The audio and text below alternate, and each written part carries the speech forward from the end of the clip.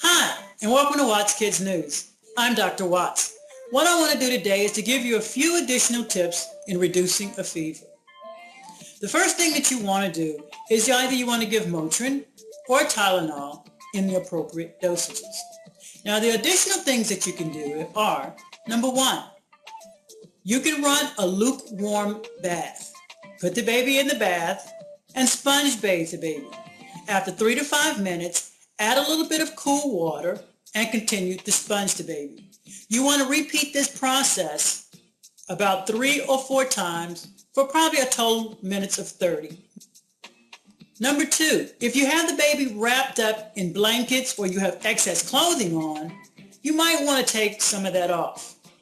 That will also allow the heat from the body to escape.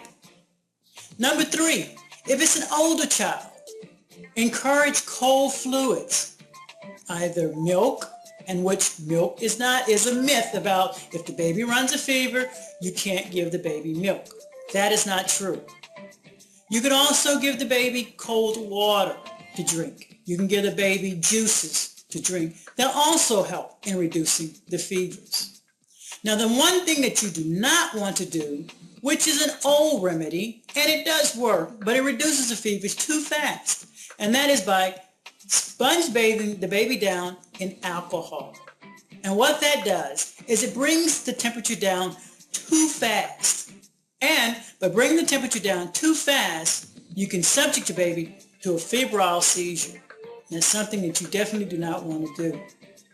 So there you have it. In helping to reduce a fever, you have 3 things. Sponge bathing the baby in a lukewarm bath and additionally adding cold water. Disrobing the baby to allow the heat to escape. And number 3, by introducing cold liquids to the baby to help reduce the fever. Now, a lot of parents get concerned because what they want to do is take the temperature every 5 to 10 minutes, and then what they end up doing is calling the doctor and saying that the fever is not coming down.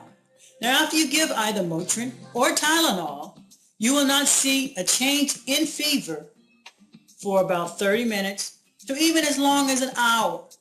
So be patient, use the remedies that I have given you, and if the fevers do continue, or if the fevers escalate higher, then you might want to call your pediatrician for further advice. So I hope those few tips have been a little helpful, and number 1 thing to do is always be calm.